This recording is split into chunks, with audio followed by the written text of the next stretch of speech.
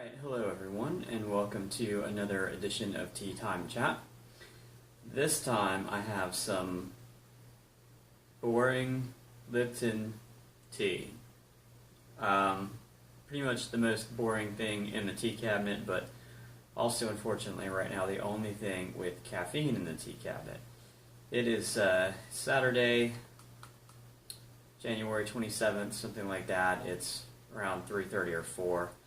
I love having an afternoon nap. So the last few of these videos I recorded in the morning. This one's in the afternoon. So gonna have some actual caffeinated tea. There's no cream and sugar in this time. Just good old standard tea. So today we're gonna do, guess what? Another guitar review. So this is probably my favorite guitar ever after the Jackson, because I really like metal and metalish punk or punkish metal or whatever we used to play when I had a band. But this is the machine for the country twangs, which I also very much appreciate. And you've seen me play this pretty much on everything that I do that's sort of country-ish. And the last couple Johnny Cash songs. The sort of Western lullaby songs, Little Buckaroo, Tumbling Tumbleweed, all those kind of things played this on. So let's have a closer look at it, shall we? So for what it is, this is a Slammer, interestingly enough. I forget the actual model number. It has a model number, but I'll put that in the description. So this is a kind of an imprint of Hammer. I don't know, they're not very easy to find. I've only seen them like once. But as you can see, it is a telecaster. So let me put this down for a second so we can see the guitar better. So this is a Slammer telecaster. I think this is a beautiful guitar. Let's start with the finish. It's kind of you can't see that too much on camera, but this is a sparkly red, and it's got fake binding, which I think is fairly nice. You see the pick guards, couple ply pick guard. There's the back. There's the neck plate serial number. Looks like this one was probably made in 2005. I actually bought this guitar, I think, closer to 2010. So you've got, there's the rosewood fingerboard, and the action on this is an absolute amazing thing. The action is just about better than my Jackson and the Ibanez. I mean, this is the action that's like killer.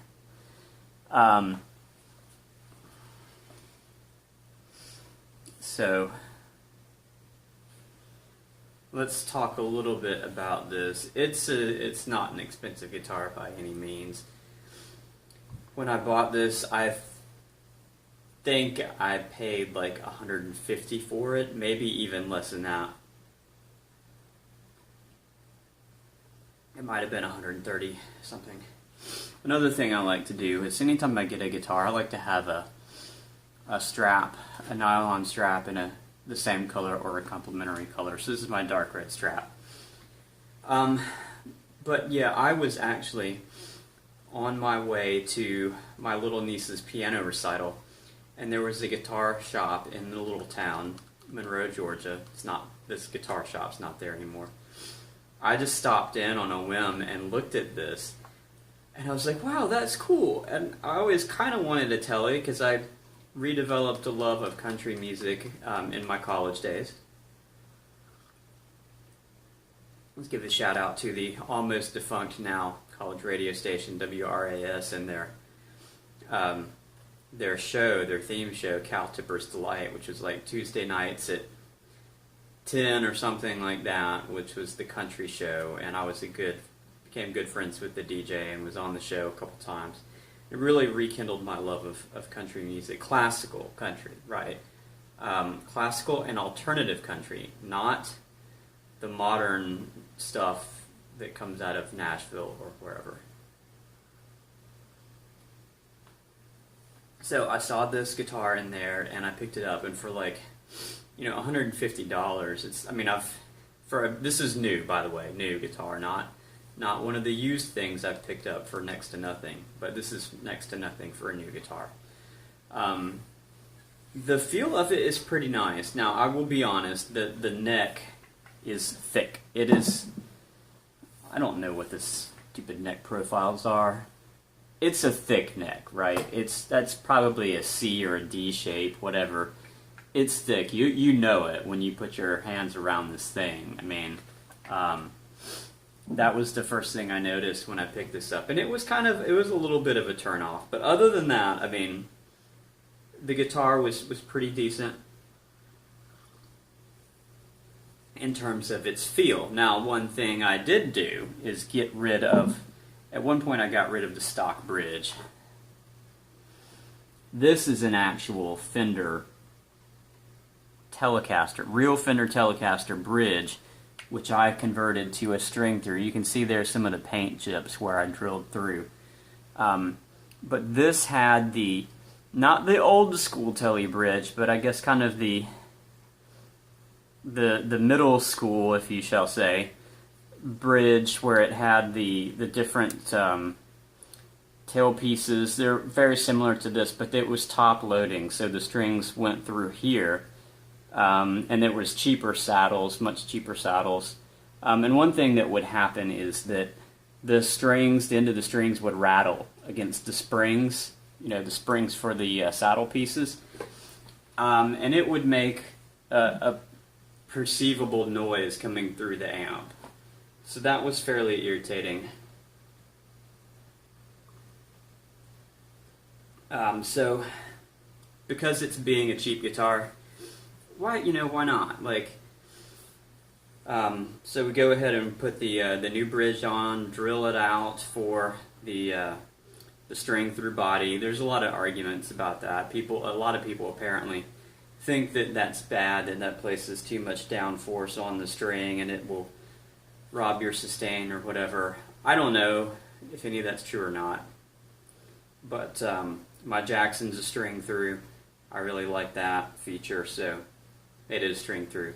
And the good thing, of course, is that since it's a string through, there's no rattling against the springs. Give me 1 second, and I'll go see if I can find the old bridge and show you exactly what I mean. But I wanted to show off some of the stuff that was in the case also.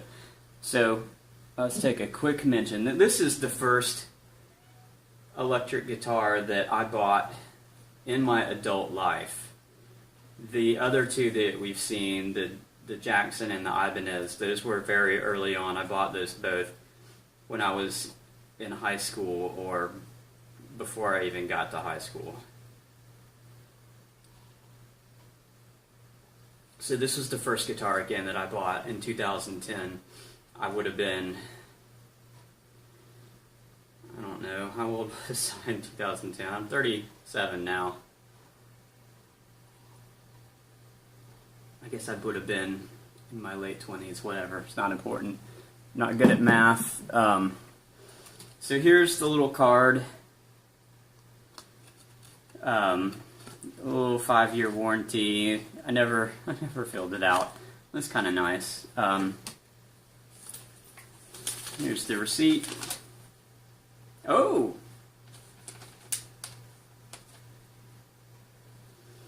So I was wrong. I paid $170 for it, and I bought it in May of 2010.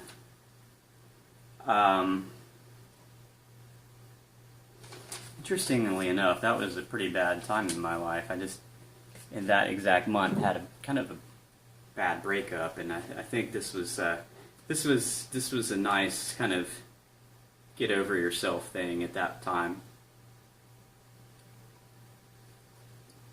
So let's see. So there's those things. Here's the original bridge that came on the guitar.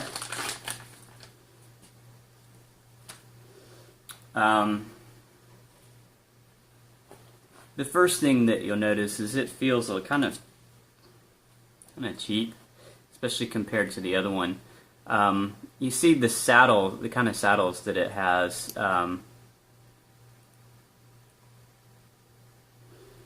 with just the little sprouts up here, and then there's the big springs and the little tuners, and you can see this is the low E side. It was all rusty where my hand was, and so this is the B up here, and I've got it wrapped in cellophane tape to help try and prevent that rattle. But you can see, I mean, this is really cheap and crappy.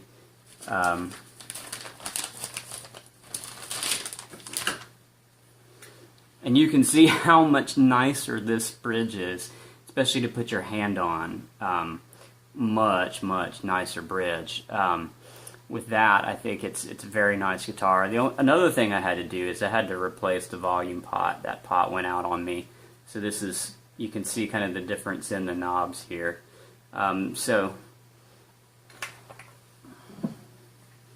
Yeah, so I mean, the guitar being a $170 guitar, it is what it is, right? But I'm not like a big believer in expensive guitars. I mean, I've gotten well over $170 of enjoyment out of this in like the almost 8 years that I've had it. And I didn't pay a lot of money for it, you know, and I maybe people disagree, but I think it sounds fine.